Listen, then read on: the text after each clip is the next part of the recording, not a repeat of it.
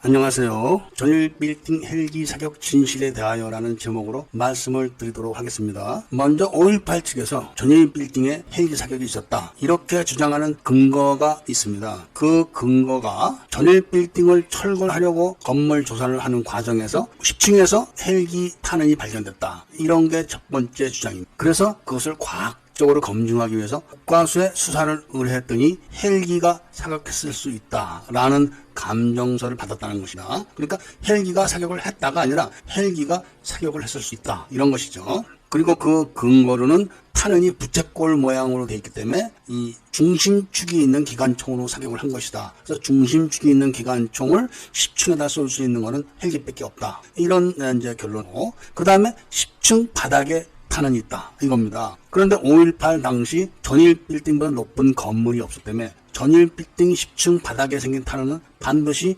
헬리콥터가 아니면은 발생할 수 없다, 이런 이제 논리로다가 5.18 당시 헬기가 전일 빌딩에다가 기총 조사를 했다, 이렇게 이제 주장을 하고 사적지로 만든 것입니다. 이런 주장이 5.18 측의 주장인데, 이 주장이 얼마나 날조가 된 것인지에 대해서는 지금부터 하나하나 설명을 드릴 것이고, 또 이 주장은 박근혜 대통령 탄핵과 맞물려 있기 때문에 그 부분도 나중에 따로 또 설명을 드리도록 하겠습니다. 먼저 5.18 측의 주장에 신빙성이 없다는 것이 첫 번째로, 건물을 철거하기 위해서 건물 내부를 조사하던 중 10층에서 헬기 탄원을 발견했다, 이런 주장이 거짓말인 게, 이 건물은 제가 아는 바 최소한 6번 이상 주인이 바뀌었습니다. 경매도 되고 이런 식으로. 그럼 건물이 매각되고 건물을 샀을 때 전부 다 조사를 하는 것이 상식입니다. 그리고 건물은 청소부가 있어서 매일 청소를 하거나 확인을 합니다. 화재라든지 여러 가지 그런 위험이 있기 때문에 수시로 검사도 합니다, 기관에서. 그런데 30몇 년 만에 그걸 처음 봤다, 이것은 사기입니다. 사기, 날조. 혹시 천장 된조 위에서 발견됐다, 그렇다면 이해가 가지만, 기둥에 선명하게 나 있는 총알자주, 바닥에 선명하게 나 있는 총알자주, 그리고 천장 공구리는 모른다고 해도 그 석고보드로 된 된조는 총알자국이 선명하게 보이는데 그게 어떻게 30몇 년 만에 발견이 되니까 거짓말도 적당히 해야 되는 겁니다. 그리고 10층 바닥에 탄원이 있기 때문에 그것은 주변에 전일 빌딩보다 높은 곳이 없다, 그래서 반드시 헬기에서 쏘지 않으면 생길 수가 없다, 이런 주장도 헛소리입니다. 왜 그러냐면은 전일 빌딩 주변에는 전일 빌딩보다 높은 빌딩은 없었지만 전일 빌딩보다 높은 통신탑이 있었습니다. 주변에 여러 개가. 그리고 통신탑은 중간하고 상부에 작업을 할 수 있는 공간이 있기 때문에 거기서 엎드려서 기관총을 거치하고 얼마든지 쏠 수가 있습니다. 그렇기 때문에 전일 빌딩보다 높은 곳이 없기 때문에 헬기에서 쐈다, 이것은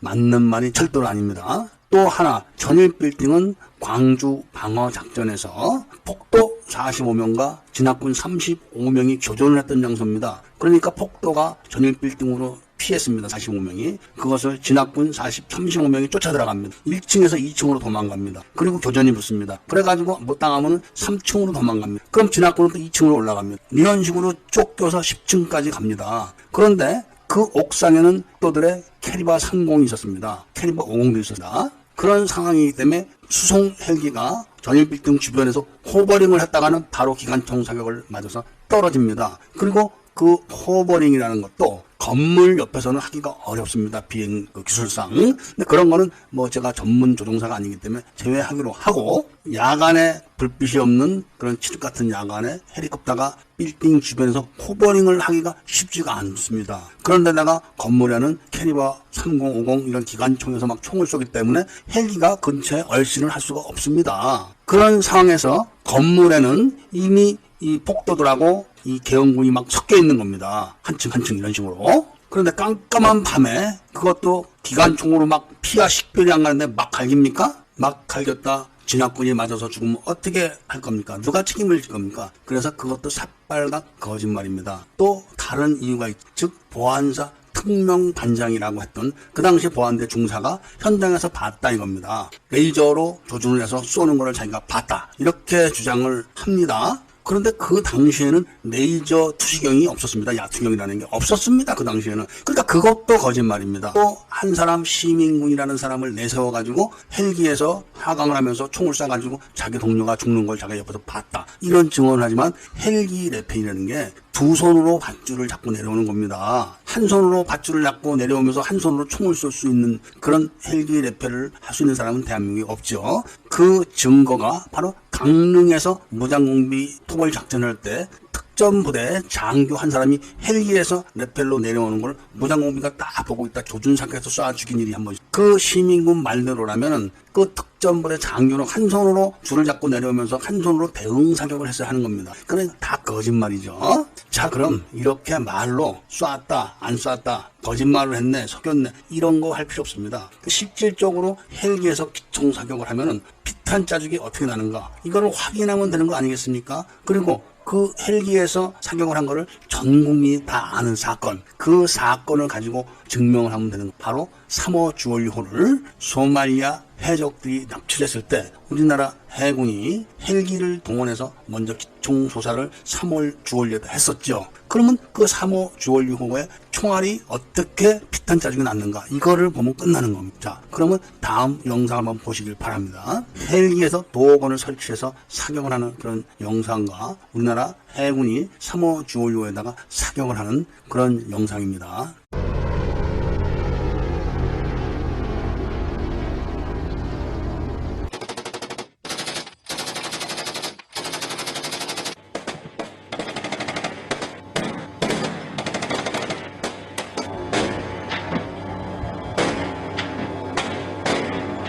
앞에 영상에서 헬기에서 3호 주얼리호에다 대고 기총 사격을 한 걸 보셨을 겁니다. 그리고 마지막 장면에 3호 주얼리호가 피탄된 가죽이 나올 겁니다. 그런데 그걸 사진으로 남겨서 이렇게 한 번 더 확인을 한다면은 수십만 톤짜리 유조선입니다. 엄청나게 큰 그런 대형 건물이죠. 그런데 전일빌딩 10층에 이런 기둥은 불과 폭이 커봐야 몇십 센치짜리입니다. 자기들 말로는 뭐 70cm라고 해도 뭐 그냥 70cm라고 쳐도 저 선박을 엄청나게 몇백 메다짜리 그런 선박입니다. 그런 큰 선박에 나와 있는 탄원이 전일빌딩 기둥에 있는 70cm짜리 기둥에 있는 그런 조밀한 탄원과 같겠습니까? 자, 한번 또 전일빌딩의 탄원을 보십시오. 저 작은 기둥에 조밀하게 나 있는 그런 탄원, 그 다음에 건물 전체에 빨간 표시를 한 부분이 헬기에서 총을 쐈다고 주장하는 그런 것입니다. 그러니까 빨간 부분에 조밀하게 맞았다 이런 것이죠. 그런데 실질적으로 헬기에서 전일빌딩에다 사격을 하면은